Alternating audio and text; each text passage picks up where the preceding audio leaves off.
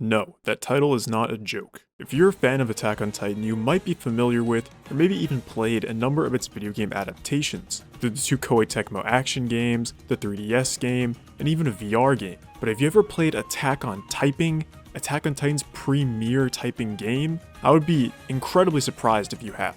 It all started when I was researching anime games.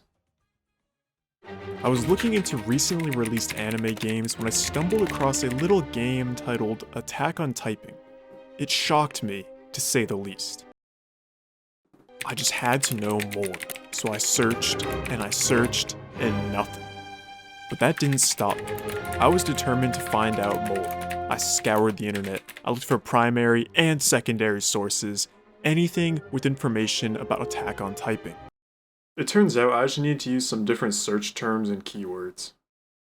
And now, armed with all of the knowledge I need about Attack on Titan's most elusive game, this is Attack on Typing. Attack on Titan originally released on September 24th, 2015, exclusively in Japan on Yahoo Mobile, a digital platform hosting a variety of Japanese browser games. It launched in 2010 and hosted a number of different games, such as puzzle and card games, for a number of different anime series, such as Baki, Saint Seiya, even Ping Pong the Animation. But the thing with these games is that they were your run-of-the-mill licensed browser games. They launched to coincide with a new season of anime and get shut down shortly after. However, Attack on Typing's timeline is a bit more complicated. The Attack on Titan anime first aired on April 7, 2013, with the sequel season not airing until 4 years later on April 1, 2017. Despite the 4-year wait, Attack on Titan skyrocketed in popularity with its first season's debut, prompting a number of spin-offs and merchandising opportunities throughout the following years. And here's my theory. Attack on Typing launched in late September 2015, and Attack on Titan Junior High, a parody of its parent series in a chibi art style, began airing in early October 2015. Now what ties these two together besides the suspiciously close release dates?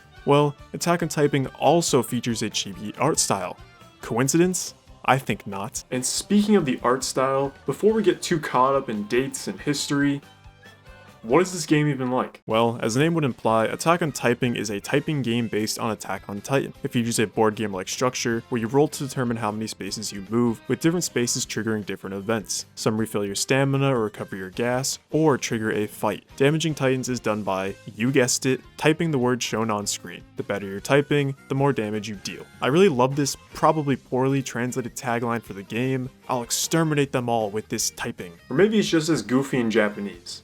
That would be nice too. There are also skill cards you can collect and use to build decks to help you out in battle. These skill cards featured iconic moments from the anime, which you could unlock in the story mode. Now you can truly feel like Eren Yeager, fighting titans by typing on your keyboard. While it obviously wasn't going to be anything groundbreaking, it honestly had a lot going for it as a browser game. The most elaborate browser games I'd ever played were those Nickelodeon fighting games. It felt like a new one was always being released, but I digress. Attack on Typing, for what it's worth, was a pretty neat concept. Practice typing, slay titans, collect iconic moments from the anime. It leaned into the browser game concept and definitely benefited from that approach, which is probably why it got a major update. On January 29th, 2016, 4 months after its initial launch, Attack on Typing received a major update. Voice acting from the original voice actors, a special event bringing together all Attack on Typing players, and a new character with more on the way. In the coming months, new events and campaigns would also be held with new rewards to collect. But as it typically goes in life, good things don't last forever. According to an uncredited Japanese Wikipedia page,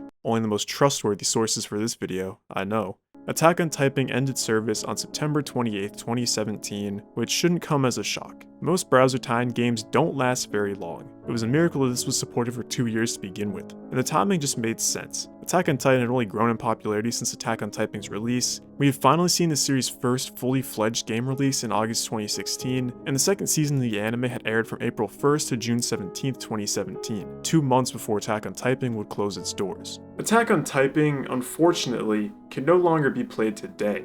I had to source my gameplay from what is seemingly the official YouTube channel, which only has 3 subscribers. Make that 4. Attack on Typing feels like a relic of the past. You just don't see these types of browser games anymore. Sure, Yahoo Mobile still has browser games, but most of them are cheap mobile games, generic puzzle games, or borderline games with only the rare anime tie-in here and there. Even in the West, the browser games that I remember aren't the same. Nickelodeon still has some available, but a vast majority are gone, and there haven't been any new releases in quite some time. Cartoon Network doesn't even have any available, and I can't really blame them. With Adobe Flash Player getting discontinued in 2020, now pretty much everyone having a mobile device, why wouldn't they just release mobile tie-in games instead? There they can charge a ton for in-game purchases. You guys ever play that Cartoon Network browser-based MMO Fusion Fall Heroes? I'm not talking about Fusion Fall, the one that everyone likes.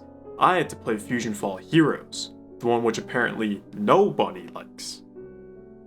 I don't really know what my point here with this is, but